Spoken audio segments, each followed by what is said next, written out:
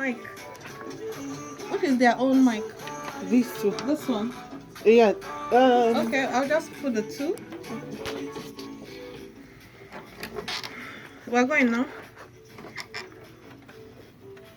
All right, a very good afternoon to you. When you hear that song, you know it's time for the program Women Voices for Peace.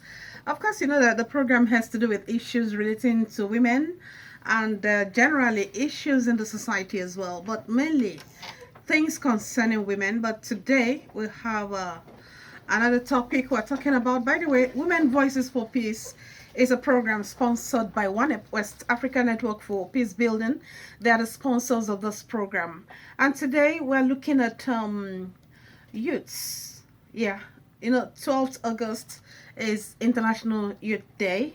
So we're looking at COVID-19, engaging youths to fight against the pandemic. Okay, a little background here. August 12 every year is set aside to commemorate the International Youth Day. The day is used to encourage youths around the world to raise awareness about the situation of youths in their countries. This year, the theme is Youth Engagement for Global Action. Okay, with the precarious situation posed by COVID-19, what positive contributions have youths been making to support the fight against the pandemic in Nigeria? This is what we'll be looking at. And I have two gentlemen, two youths here in the studio to talk about this. They are civil society activists as well. They are youths and they're ready for this topic. I start with the first one. He is at TB Sunday Praise. He is founder, youth educator and health initiatives. Mr. Atibi, you're welcome. Thank you, Ma. Okay, and we also have Salo. Did I get that? Yes, ma, you get it. Salo. Okay, Salo Godpa, program officer, youth educators and health initiatives. You're welcome. Thank you, ma. My name is Rachel Ona. From now till 3 o'clock, we'll be looking at this topic. Okay, now, first of all, who is a Nigerian youth? Because everyone, even the 50-year-old, is claiming to be a youth. But Atibi, you've been working with youths. Who, in your own words, can be classified as a youth? All right, good afternoon, listeners and everyone out there.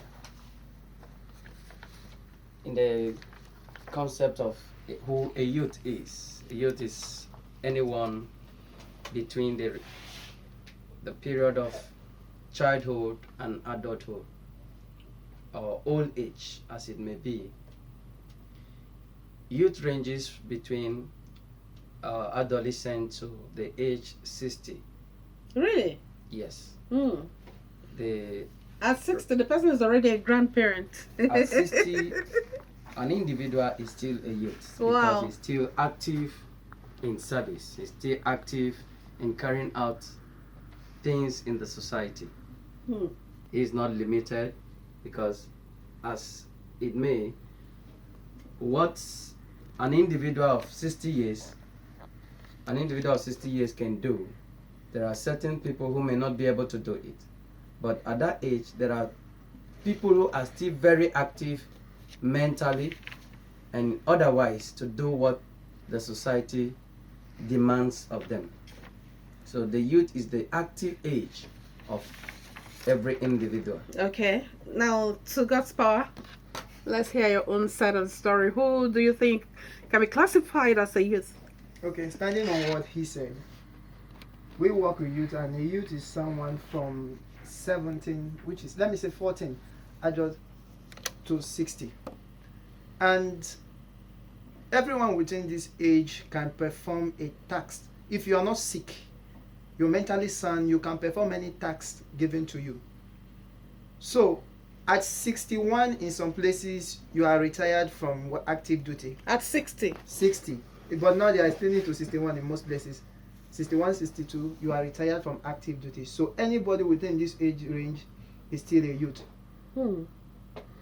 Okay, that's good to know. This is a new thing I've learned. I was thinking that maybe a youth is from adolescent to about 40, I never knew grandparents are youths as well. Yeah. It's funny. Okay, now let's look at the topic we're discussing today, COVID-19. Do Nigerian youths believe there is COVID-19 pandemic? Because everyone is kind of living in denial. People are saying the government is playing tricks on the people. People are saying the government is using it to make money. What do you think? All right, thank Atibe. you very much. COVID-19 pandemic is real, but the reason why they deny is as a result of the deviation in value system. The value system of this nation has deteriorated, and oftentimes youths tends not to believe what is going on. It has been seen as political propaganda, but I stand to affirm that COVID-19 is real, and what the Nigerian system ought to do is to ensure that the value system is worked upon. By that, citizens of the nation will be able to believe the real situation of things as it is, not where things are being propagated or there are a lot of propagandas on issues that are not real. So the society ought to work on its value system, because that is the real reason behind corruption and the likes of all ill social vices we are experiencing in the Nigeria as a society. Talking about value system, Gaspar, he's saying that it's because some people see it as political propaganda. People are using it to make money for themselves, for the government and stuff. So what's your own take? Do you believe there's COVID-19? Yeah, I believe there's COVID-19. But when we're talking of value system, a country that its value system has never been really a one sought to say to be believed in, has every point of its move to be doubt, especially Nigeria. You look at the situation whereby they say there is pandemic in other parts of the world. We saw and we saw it on TV where other parts of the world, their own was real. There was no contradiction between one person coming out and saying this thing is real. The same system, the same leaders of the same country, Nigeria, some of them will say they have COVID-19, some of them will say no. You hear some states, governors will tell you we don't want medical team from NCDC coming, and you see that the value system of Nigeria has been deteriorated to the extent that citizens find it difficult not to believe, even when something is hazardous to their health, as like disease like COVID-19 comes in, and you see citizens still doubting because the government has never proved themselves to be worth believing at any point. They believe that anything that happens in the country is politically motivated to put money in the pocket of some people. So, but to every citizen out there, all you should know that COVID-19 is a reality and it's going to stay for a long while. So, value system of a country needs to be protected, and the government has to be accountable to the citizens, to make the citizens to believe in them, mostly the youth, because the youth is one of the best, is even the future of any country. So in a situation whereby you have made your youth not to believe in you, it is hard for you to gain that trust. So Nigeria has to work on a value system right from our individual homes. When we mean value system, we don't mean only the government. Even as a youth, you have to work on your value system from your family to your house, from your house to churches, from churches to local government, to any civil society, any organization you're into. We have to make our value system to have some integrity and a bit of honesty and accountability, so that when things like this comes up, we won't the masses wouldn't feel that hey, the government has used another trick to steal money, or the government themselves trying to tell the masses with their action that oh, this thing is not real, by them arguing within themselves. Thank you. Okay. Now I'll still come to the value system of a thing. But to Atibi now, how do you think government can engage the youths in the fight against COVID-19? So far, what we have seen is governments at all level, at the state, at the federal level, setting up, committees to talk about COVID-19 and monitor how far this thing is spreading, giving statistics about recoveries, deaths, and stuff. Now, how do you think the youths can be engaged in helping in the fight against COVID-19? So Okay. far, it's only adults we see involved in this. The youths as the major stakeholders in every nation, because they are the major set of persons that have been affected in every facet of life. The Nigerian youths have been neglected over time. But the way forward to engaging the youth to see that they can fight against COVID-19 is, one, the government should make an atmosphere conducive enough. What do you mean by atmosphere conducive? Atmosphere conducive implies that the government should set up possible industries and engage the youth by creating job opportunities for them. The reason why this Is it what will help them in the fight against COVID-19? the reason why I mean, how can the youths be engaged in the fight? the youth can be engaged. For example, the youth are involved in the running of activities, the day-to-day running activities, and this, as they go about, they ensure that they make a living. They run around the community, the society, but in a situation whereby the youth, as I earlier said, the job opportunity is a paramount thing. If the youth are engaged, they have something doing, they will be able to stay and focus in what they are doing. For example, the social media, which happen to be one of the platforms where the youth are so much involved in. If the youth are being brought into, the government sensitize the youth, they helps the youth to understand their value in the society and helps them to know that whatever affects them affects the entire society and affects the economy of the nation. By sensitizing them, creating enabling environment to be able to run their businesses effectively, the youth will be able to do what ought to be done by actively fighting against this pandemic of a thing. So now you're saying that fighting the COVID-19 for the youths has to do with economic empowerment. Economic empowerment is one of the major things that has to be done. Until the youth are empowered, they won't be able to do what ought to be done. A hungry man will always want to go out there to fight, to see how he survive and live. All right, so let me go to Gospel. How do you think the youths can be better engaged to fight the COVID-19? Okay, I will start it from the very first point, the value system of a country. This value system. I'm coming, man. Okay. I'm trending from steps to step. Okay, now, before you talk of engaging people in somewhere, there must be you must create an enabling environment, an enabling structure that must be on the ground to engage them. Then there you create a value system that will make them believe you that they are going to engage properly, and at the end of the day being given what they are entitled to. Then you sought for the targeted youth, you know what I'm saying, that needed to be engaged in that particular project. Then you have to train this particular set of people before you engage them. Then you engage them properly and always supervise them. Why am I mentioning all this?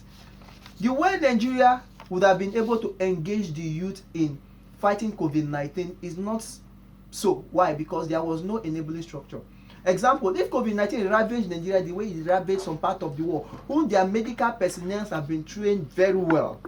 Look at America complaining, they were even giving visas for black doctors to come from Nigeria to there to come and treat patients, because at the time, the manpower that was available and the sickness were unbalanced to the extent that people were short of attention by the doctors.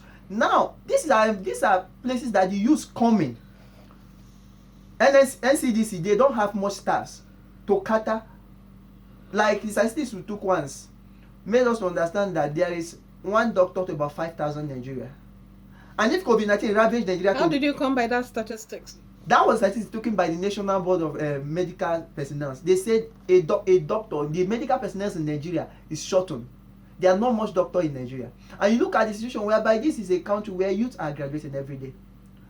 Many youths, there are some related medical courses, apart from medicine and surgery, science, lab tech, biochemistry, microbiology, and other things. They are all youth, but you see most of these guys unemployed and they are not engaged in any way. That's why most of you find the rate of unemployment. So if government were supposed, you can engage this set of people.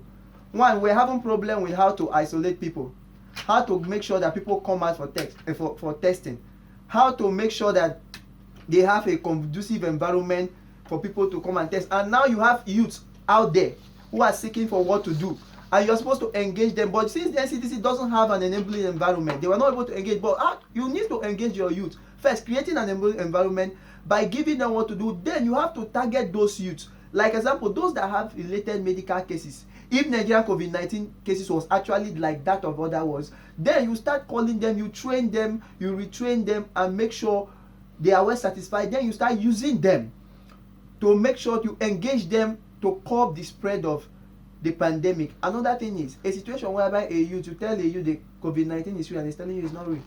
That's not the proper message you're sending to the world. That the youth who is supposed to understand, who is supposed to be engaged to disseminate information about COVID-19. In fact, some of the youths didn't have a proper information about the spread of COVID-19, how it spread. So they were spreading fake news on social media, and the youth are 97% social media user.